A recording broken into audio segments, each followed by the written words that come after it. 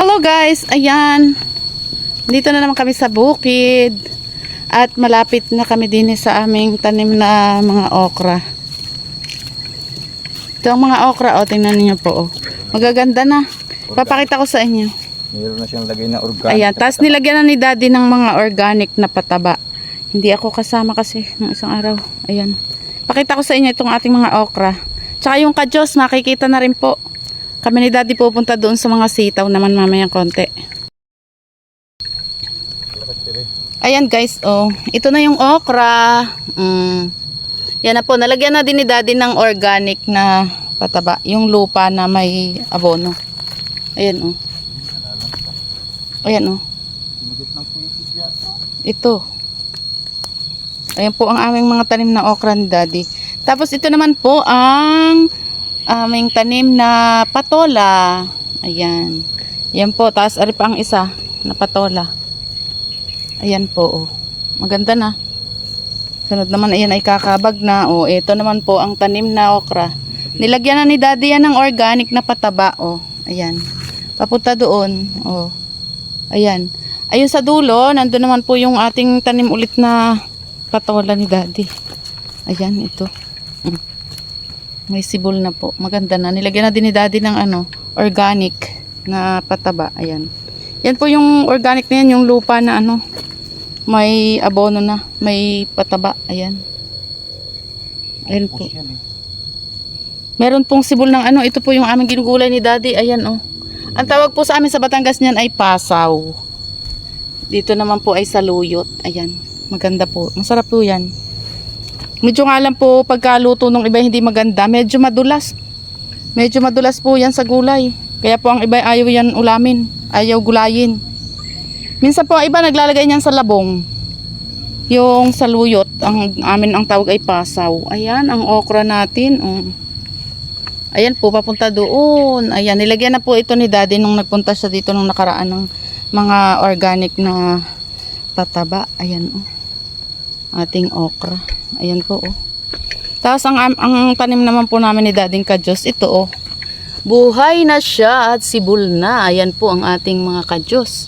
Eri pa po ang kadyos natin. Ayan. Maganda na po. Ayan. Hindi pa lang po yan ginagahukan namin kasi maliliit pa po yung puno eh. Baka po matabunan eh mamamatay agad. Ayan. Magaganda na po ang sibol. Ayan. Ito po ay ang mga tanim namin ni Daddy dito sa unang taniman na malakapit dito sa kubo. Ayan po. Sa sunod po yan abunuhan ni Daddy at saka lalagyan ng ng gahok. Ayan. Ayun pong mga okra oh, ayun. At saka po din sa part na area yan po ang mga kadyos. Sa linggo gahukan na rin yung... Ayan. Sa isang linggo po siguro yan ay pwede nang gahukan. Gagahukan po yan ni Daddy. Tapos din po kami oh. Diyan sa dati nating mga talong. Tapos sa tabi ng tanim natin naman na dati ay luya. Ngayon po ay din kami ni Daddy. May tanim po kami din ng mga sitaw. Ayan. Maggagahok po kami ng sitaw dito. Maglalagay si Daddy ng organic na pataba. Ayan oh. May dala si Daddy ng organic. Ayan. Ito yung dati namin talungan. Ayan po oh. May talong pa nga po dyan. Hindi namin tinanggal. Ayan. Ere po, may bunga pa ang talong. Ayan. Ang talong. Ayun, hinog na. Kulay dilaw na yung isa. Oh. Ayun. Ito po yung mga talong. Hindi po namin tinanggal. May tanim din po dito si Dading kadyos. Ayan po. Oh. Ayan. Kadyos. Ayan. Magkasunod po itong itinanim ni Daddy. Yung doon sa unahan na part. Ayan po. Oh. Sibol na din po. Maganda na.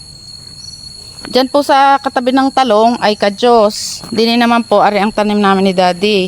Ayan, ito po yung nung nakaraan nakasama din po ako. Si Daddy ay nagtanim dito. Ayan na po ang sitaw. Ayan. Ayan ang sitaw. Buhay na. Ay, nabali Daddy. Naku, hindi mo din nilang itakbo. Ayan. Ayan po. Sulit iri. Ayan ang mga tanim. Tapos po eri ang ampalaya Daddy, ito Ayan. Yan po ang ampalaya naming tanim, sibol na. Dalawa yan eh. Ayan. Tapos din pa po ang isa. Dalawang puno po ang tinanim ni Dading ampalaya. Ari pa ang isa. Ayan oh. Buhay na po. Ito naman ang mga tanim na sitaw. Ayan. Yan po ay gagahukan tapos po ay gagamasan. Lalagyan din po ng pataba na organic. Ayan po yung organic na pataba. Cool na naman. Ayan, ito po. Inilalagay po ni Daddy yan sa mga puno nitong mga tanim namin na ito. Ayan. Ayan po ang aming taniman ng sitaw. Tapos dyan po sa part na iyan na may tanim na mga talong dati, naman po ang tanim na kadyos. Ito po ang sitaw. Ito itataniman pa po namin dyan mamaya ng luya. Ayan po. Ayan muna po ang update sa ating mga tanim. Kami po ni Daddy ay maggagahok naman. Ayan po. Ayan guys, si Daddy naglalagay na siya ng organic na pataba. Ito natapos na nalagyan Ayan yung mga medyo maitim. Ayan ay tapos ng lagyan. Diyan naman ako lilinis ako dyan. Yan? Tataniman natin ng luya. Natira pa kasing luyot. Tatanim tayo ng luya. Ito tayo.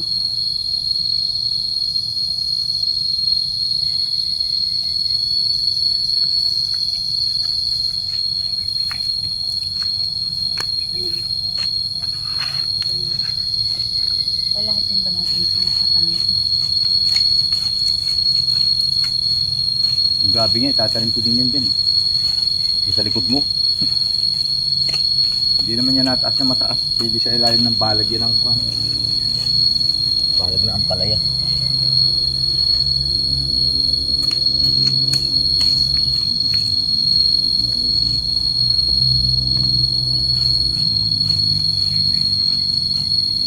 Daddy, check mo nga kung ako'y kita doon.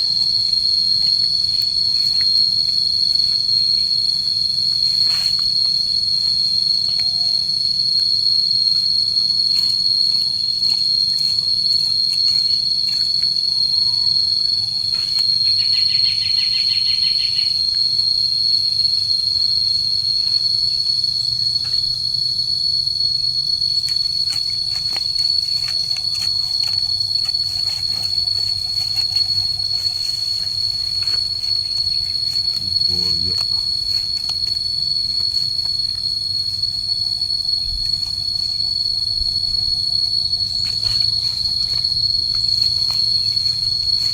Pati diniusang. Yan si anak. Sa mga kumain 5 minutes, napatay mo.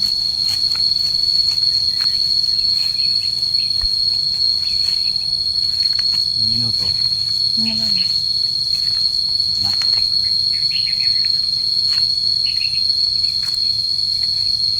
Okay na. Ewan ko na pa.